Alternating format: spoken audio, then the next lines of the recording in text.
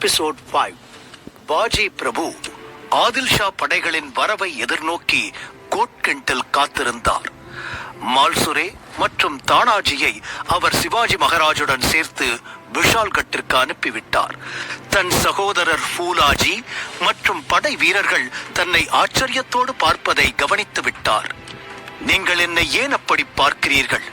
சிவாஜி மகாராஜ் விஷால்கட்டை அடைந்து விட்டார் என்ற செய்தி வரும் வரை ஒரு எதிரி படையைச் சேர்ந்த வீரன் கூட நம்மை மீறி போகக்கூடாது. அதற்கான பொறுப்பு இப்போது நம் கையில் தான் இருக்கிறது.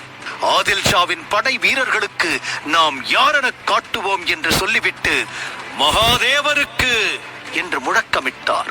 அவரது படை வீரர்கள் வெற்றி வெற்றி என முழங்கினர்.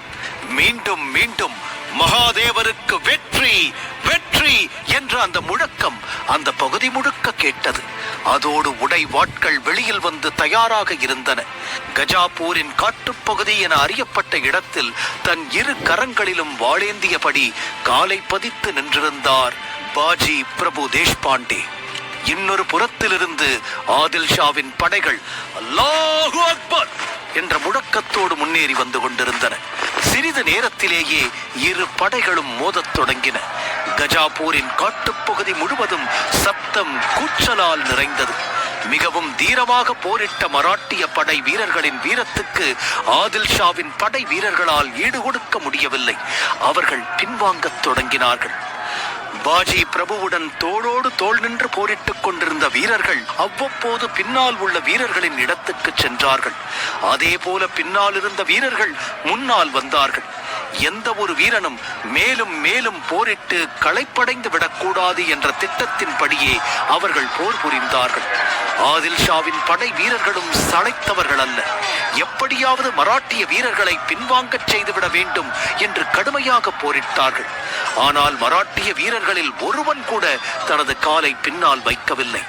மாறாக இரட்டிப்பு உற்சாகத்துடன் தங்கள் உயிரையே தியாகம் செய்ய தயாராக போரிட்டனர்.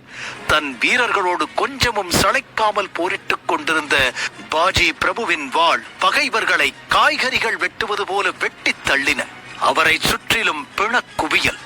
பாஜி பிரபுவின் வீரத்தையும் அவரது வேகத்தையும் பார்த்த ஆதில் ஷாவின் படை வீரர்களின் கால்கள் நடுங்கத் தொடங்கின. இப்படியே யுத்தம் ஒரு நாழிகை நேரம் நீடித்தது. காட்டு வழியில் செருப்பு கூட அணியாமல் பசியோடும் தாகத்தோடும் சிவாஜி மகாராஜும் அவரது 300 படை வீரர்களும் விஷால்கட்டை நோக்கி சென்று கொண்டிருந்தனர். அவர்கள் மனதிலோ ஒரே எண்ணம், பாஜி பிரபு பத்திரமாக இருப்பாரா என்பதே அது. வெறும் 300 வீரர்களை மட்டுமே வைத்துக் கொண்டு 10,000 பேரை சமாளிப்பது என்பது இயலாத காரியம். தானாஜி, நாம் சீக்கிரமே விஷால்கட்டை அடைந்து விடுவது நல்லது. இப்போதே இரவின் முதல் யாமம் முடிந்து விட்டது. எப்படியும் இன்னும் நாம் விஷால்கட்டை அடைய 3 மணி நேரங்களாவது ஆகும். அடைந்ததுமே முதலில் 3 குண்டுகளை வெடிக்கச் செய்து நாம் வந்து சேர்ந்து விட்டோம் என அறிவிக்க வேண்டும் என்றார் சிவாஜி. பாஜி பிரபு உயிரை விட்டாலும் விடுவாரே அன்றி போர்க்களத்திலிருந்து பின்வாங்க மாட்டார் என்பதும், ஆதில் ஷா படைகளுக்கு அவரை வெல்வது ஒன்றும் அத்தனை எளிதான காரியமும் அல்ல என்றும் தானாஜிக்கு நன்றாகவே தெரியும். அப்படியே மகாராஜ், சற்றே வேகமாக நடந்தால் கொஞ்சம் சீக்கிரமே நம்மால் விஷால்கட்டை அடைந்துவிட முடியும். இந்த காடுகள் நமக்கு எத்தனையோ விதத்தில் உதவி இருக்கின்றன.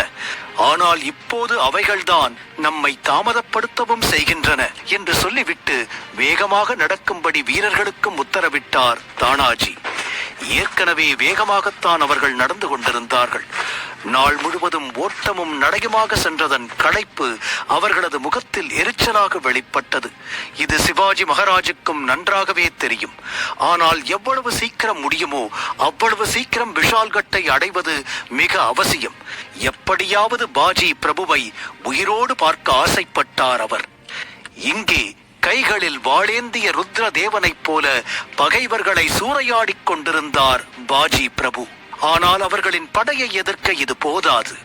ஆதில் ஷா படைகளை நீண்ட நேரம் அங்கேயே நிறுத்தி வைக்க வேண்டுமானால் நல்ல திட்டம் ஒன்று வேண்டும் என எண்ணினார். அது அத்தனை எளிதல்ல. ஆனால் யுத்த நீதியில் மட்டுமல்ல, சூழ்நிலைக்கு ஏற்ப திட்டம் வகுப்பதில் பாஜி பிரபு மிகவும் கெட்டிக்காரர். மராட்டிய வீரர்களை கடந்து எப்படி செல்வது என ஆதில் ஷாவின் படை வீரர்களுக்கு புலப்படவே இல்லை. கோட்கெண்டின் அமைப்பும் அதன் பெயரைப் போலவே கடினமாக இருந்தது. இருபுறமும் உயர்ந்த மலை சிகரங்களுக்கு நடுவே இருக்கும் குறுகிய கணவாய் அது. அந்த அமைப்பு இப்போது மராட்டிய வீரர்களுக்கு மிகவும் உதவியாக இருந்தது. கிட்டத்தட்ட அந்த கணவாயின் 100 அடி தூரத்தை பகைவர்களின் பிணங்களைக் கொண்டு நிரப்பிவிட்டார்கள் மராட்டிய வீரர்கள். ஆதில் ஷாவின் படைகளுக்கு மராட்டிய வீரர்கள் எந்த பக்கமாக வந்து தாக்குவார்கள் என்பதே தெரியவில்லை. அவர்கள் தன் போக்கில் யுத்தம் செய்ய, பாஜி பிரபுவோ வியூகங்கள் வகுத்து அதன்படி போரை நடத்தி தன் முத்திரையை பதித்துக் கொண்டிருந்தார். அவர் மலையின் மேலேயும் சில வீரர்களை தாக்குதலுக்காக நிறுத்தியிருந்தார்.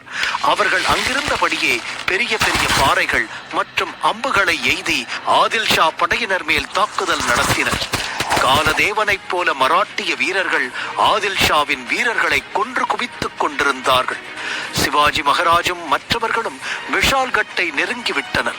ஆனால் சிவாஜி மகாராஜ் அந்த கோட்டையினுள் நுழைந்துவிடக் கூடாது என்பதற்காக அந்த கோட்டையை சூரியராவ் சுர்வே, ஜஸ்வந்த் ராவ் இருவரும் அதை முற்றுகையிட்டிருக்கிறார்கள் என்ற செய்தி கிடைத்தது அவர்களுக்கு. சிவாஜி மகாராஜின் படைகள் இரவு முழுவதும் ஓடி நடந்து கடுமையான பாதையை கடந்து வந்திருக்கிறார்கள். அவர்களால் இன்னொரு படையை எதிர்த்து யுத்தம் செய்வது என்பது இயலாத காரியம். ஆனால் அவருக்கு இதை விட்டால் வேறு வழியும் தெரியவில்லை. இப்போதைய சூழ்நிலையில் விஷால்கட் கோட்டைக்கு செல்வதுதான் பாதுகாப்பு. எப்படியாவது அங்கே சென்று 3 குண்டுகளை வெடிக்கச் செய்ய வேண்டும் என்ற சிந்தனையே சிவாஜி மகாராஜின் உள்ளத்தில் ஓடிக்கொண்டிருந்தது. அவரது உடல் மட்டுமே விஷால்கட் செல்லும் பாதையில் இருந்தது. ஆனால் மனம் என்னவோ பாஜி பிரபுவையும் 300 வீரர்களையும் தனியாக விட்டு வந்த கோட்கெண்ட் கணவாயிலேயே நின்று விட்டது. தன் படையில் இருக்கும் ஒரு வீரன் கூட இறக்கக்கூடாது என்பதில் சிவாஜி உறுதியாக இருந்தார். இப்போது இருதரப்பிலும் யுத்தம் நிச்சயமாகிவிட்டது. ஒருபுறம் பாஜி பிரபு தன் 300 வீரர்களோடு ஆதில் ஷாவின் படைகளுடன் யுத்தம் செய்து கொண்டிருந்தார். அவர் கொஞ்சம் தளர்ந்தாலும் போதும், ஆதில் ஷாவின் படைகள் அவர்களை கடந்து சிவாஜி மகாராஜை கைது செய்துவிடும். பிறகு சுயராஜ்யம் என்பது வெறும் கனவாக போய்விடும். மறுபுறம் சிவாஜி மகாராஜ் அழைத்துச் சென்ற 300 வீரர்களும் இப்போது விஷால்கட்டை அடைய சூரியராவ் மற்றும் ஜஸ்வந்த் ராவின் படைகளோடு யுத்தம் செய்தாக வேண்டிய நிலைமை. பாந்தல் படை என்று அழைக்கப்பட்ட பாஜி பிரபுவின் படை வீரர்கள் ஏறத்தாழ 3000 எதிரிப்படை வீரர்களை யமனுக்கு இரையாக்கி விட்டார்கள். பாஜி பிரபு தனி ஆளாக 10 பேருக்கு மேல் ஒரே வீச்சில் சாய்த்துக் கொண்டிருந்தார். போரிடுவது பாஜி பிரபு அல்ல, அந்த மகாகால தேவரே இறங்கி வந்து எதிரியை அழிப்பது போல இருந்தது பாஜி பிரபுவின் வேகமும் வீரமும். ஒரு கையில் தண்ட் பட்டாவும் மற்றொரு கையில் உடை வாளையும் ஏந்தியபடி ஆதில் ஷாவின் வீரர்களை சம்ஹாரம் செய்து கொண்டிருந்தார் பாஜி பிரபு. நரசிம்ம அவதாரத்தை போன்ற அவரது தோற்றமும் செயலும் ஆதில் ஷா படை வீரர்களுக்கு நடுக்கத்தை கொடுத்தது. தங்கள் உயிரை காப்பாற்றிக் கொள்ளும் பொருட்டு ஆதில் ஷாவின் படை வீரர்கள் இங்கும் அங்கும் ஓடிக்கொண்டிருந்தனர். ஒருவருக்கும் முன்னேறி செல்ல தேவையான தைரியம் இல்லை. தனது படைகள் பாஜி பிரபுவை பார்த்து நடுங்குகின்றன என்ற செய்தி ஒரு ஒற்றன் மூலமாக சித்தி மசூது வரை சென்று விட்டது. தலைவரே, சிவாஜி யாரோ ஒரு ராட்சசனை கோட்கெண்ட் கணவாயில் நிறுத்திவிட்டான். அவன் நம் வீரர்களை ஆயிரக்கணக்கில் கொன்று குவித்து விட்டான். நம் வீரர்களின் நிலை கவலைக்கிடம்தான் என்றான் அந்த ஒற்றன். என்ன உளறுகிறாய் நீ? இன்னமும் சிவாஜியை நீங்கள் சிறைபிடிக்கவில்லையா என்று ஆத்திரமாக கத்தினான் சித்தி மசூது. இல்லை தலைவரே, கோட்கெண்ட் கணவாயில் இருக்கும் மராட்டிய படைகளை கடந்தே நம்மால் செல்ல முடியவில்லை என்றால் சிவாஜியை எப்படி சிறைபிடிப்பது? அங்கே இருக்கும் பாஜி பிரபு என்னும் ராட்சசன் தனி ஒருவனாக நம் படைகளை முழுமையாக அழித்து விடுவான் போல இருக்கிறது. இதுவரையில் 3000 வீரர்கள் உயிர் போய்விட்டது.